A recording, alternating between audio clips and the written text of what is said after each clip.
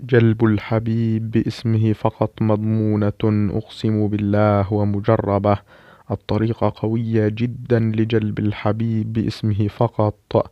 ستضع اسمه في عقلك أو تضعي اسمه في عقلك. الطريقة قوية جدا ومجربة ومضمونة. لن تأخذ أكثر من دقيقتين أو 3 دقائق، وسيكون حبيبك معك بإذن الله تعالى. المهم قبل البدء إخواني في الله، لا تنسوا الصلاة على النبي في تعليق، لأنها شرط استجابة كل الأدعية.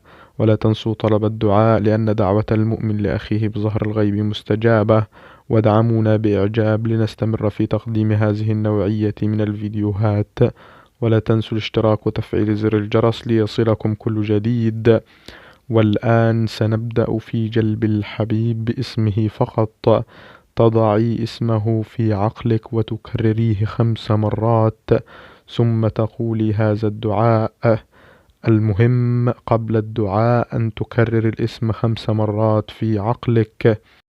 والآن تقولي هذا الدعاء: اللهم بحق اسمك العظيم اجعله يحبني وحدي وعلق قلبه بي. اللهم بحق السر العظيم اجعله يعشقني ويتمناني.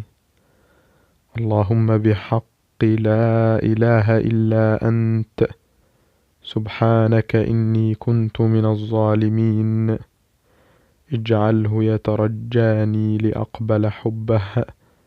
هذا الدعاء إخواني تكرروه 3 مرات، أي تكرر الطريقة كلها 3 مرات.